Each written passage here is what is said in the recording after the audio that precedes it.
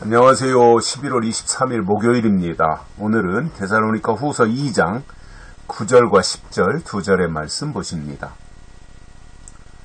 악한 자의 임함은 사단의 역사를 따라 모든 능력과 표적과 거짓 기적과 불의의 모든 속임으로 멸망하는 자들에게 임하리니 이는 저희가 진리의 사랑을 받지 아니하여 구원함을 얻지 못함이니라. 아멘.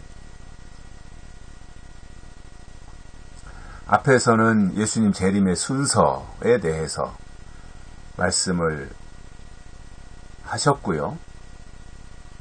오늘 읽어드린 말씀 9절과 10절에 보면 악한 자가 임하는 것이 어떻게 이루어지는가 하는 내용을 말씀하고 있습니다. 여기서 악한 자는 앞에서 설명드린 멸망의 아들, 그리고 자기를 보여 하나님이라고 말하는 적그리스도를 말합니다.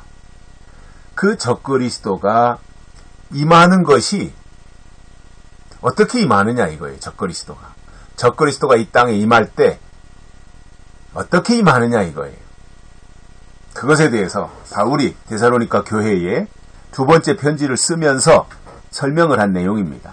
너무나 중요한 거지요. 데살로니가 후서 2장 같은 경우, 마태복음 24장, 데살로니가 후서 2장, 고린도전서 15장, 또 요한계시록 이렇게 다 연결되는 내용이니까 너무나 중요하고, 그리고 또 흥미롭지 않습니까? 우리에게 제일 흥미로운 게 뭐예요? 성경이 이루어진다는 거잖아요. 성경이 이루어진다, 지금도 역사 속에서.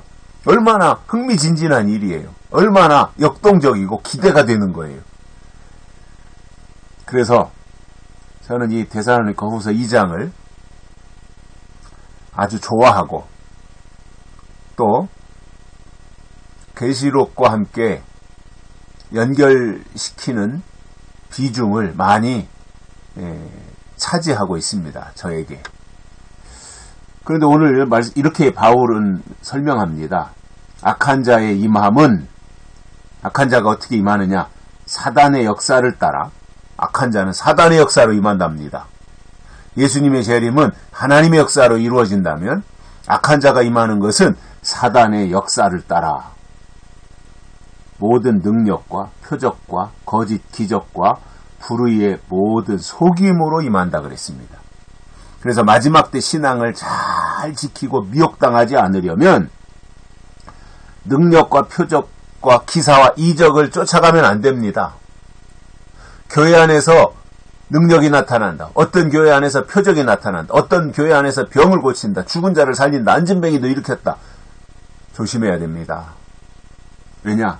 악한 자가 그러한 통로를 통해서 임한다고 말씀하고 있지 않습니까? 제가 지지난주엔가 주일 설교 때도 그 말씀을 드린 것 같은데, 교회 안에서 능력 나타난다고 무조건 다 하나님의 능력이라고 보면 큰일 납니다. 왜냐하면 모세가 바로왕 앞에서 기적을 일으킬 때 바로의 술객들도 모세가 일으키는 기적을 똑같이 행했습니다. 마지막 때 사탄이 교회를 장악하는데 그 사단이 장악한 교회 안에서는 얼마든지 말로는 주의 이름으로 하면서 실제로는 사탄이 역사해가지고 능력, 표적, 병고침 이런 것들을 행사할 수 있습니다. 교회 안에서 일어나는 역사니까 하나님의 역사라고요? 그렇게 생각했다가는 나중에 발등 찍을 일이 생길 겁니다. 사단의 역사를 따라 악한 자가 임할 때는 표적과 능력과 기사와 이적과 병고침과 이런 것을 통해서 임한다고 설명하고 있지 않습니까? 이게 얼마나 중요한 거예요. 그런데 이런 내용 알려주나요? 이런 내용 설명하나요? 그런데 이렇게 악한 자가 사탄의 역사를 따라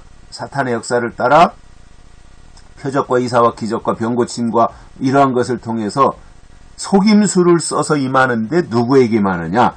멸망하는 자들에게 임하리니, 이렇게 10절에서 말씀합니다. 그래서 악한 자가 사단의 역사를 따라 병고침과 이런 거짓 기사와 이적으로 임할 때는 그 자체가 속임수라는 것이고, 그 속임수가 누구에게 통하느냐 하면 멸망하는 자들에게 통한다 그 말이에요. 그래서 멸망당할 자들은 분별하지 못하고, 멸망당할 자들은 사단의 역사를 쫓아가고, 멸망당할 자들은 속임수에 넘어가고, 멸망당할 자들은 악한 자에게 소속을 하게 되어 있습니다.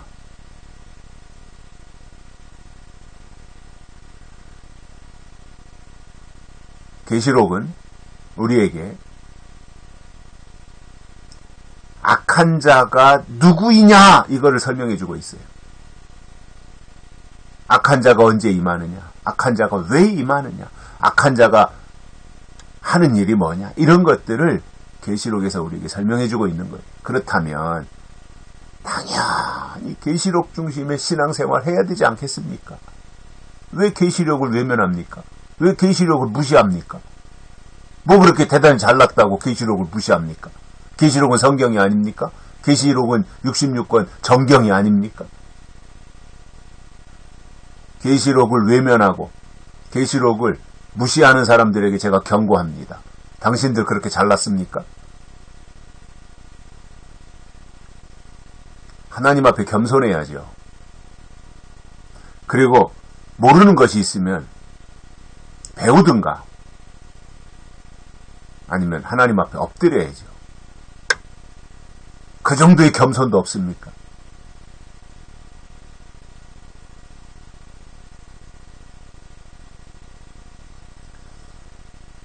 마지막 때 신앙생활 하는 게요, 이게 제대로 영의 눈을 뜨고 하나님의 역사인지 사단의 역사인지 분별하지 못하면 그 자체가 치욕스러운 겁니다. 다른 건 좀 부족해도 하나님의 역사와 사단의 역사를 분별할 수 있는 고도의 감별력 또는 식별력, 이걸 가져야 돼요. 하나님이 그걸 우리에게 원하시는 거예요. 어린아이는 분별 못합니다. 그러나 장성하면 한마디 말 들으면 분별합니다. 왜 언제까지 그렇게 어린아이의 신앙에 머물러 있을 겁니까? 언제까지 아멘만 하면 다 된다고 생각하고 있을 겁니까? 언제까지 악한 자에게 속해가지고 하나님의 뜻을 헤아리지 못하는 그러한 어리석은 신앙, 어린아이의 신앙생활 하려고 하는 겁니까? 도대체 왜 그럽니까? 도대체 언제까지 그럴 겁니까?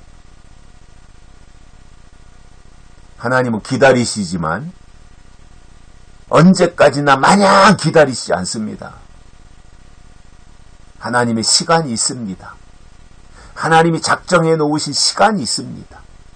그 시간까지 하나님이 기회를 주시는 거예요. 그렇다면 이제라도 하나님께 엎드려서 설교자들 더더군다나 이러한 말씀 증거해야 되잖아요. 이런 말씀 읽고 깨닫고 증거해야 되잖아요. 요한계시록하고 연결시켜야 되잖아요. 그래서 자기를 따르는 성도들을 구원의 문으로 들어가도록 인도해야 될 의무가 있지 않습니까?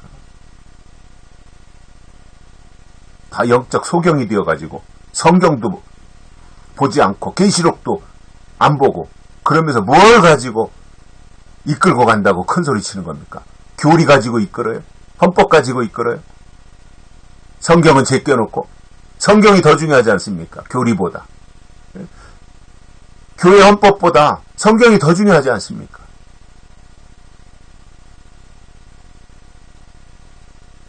그래서 이 멸망하는 자들에게 이 불의의 속임수가 다 통하는데 그러면 왜 이렇게 됐느냐는 거예요. 그 이유가 10절 중반절에 나옵니다. 이는 저희가 진리의 사랑을 받지 아니하여 구원함을 얻지 못함이니라. 그들 속에 하나님이신 진리가 없기 때문이다 이겁니다. 진리가 없으니까 사단의 역사를 따라가고 진리가 없으니까 속임수 당하고 진리가 없으니까 가짜 기적과 이적을 쫓아가고 진리가 없으니까 멸망하는 자들에게 멸망당할 수밖에 없게 된다는 내용 우리가 기억하고 하나님의 뜻대로 살아가시기를 간절히 소망합니다. 여기까지 하겠습니다. 고맙습니다.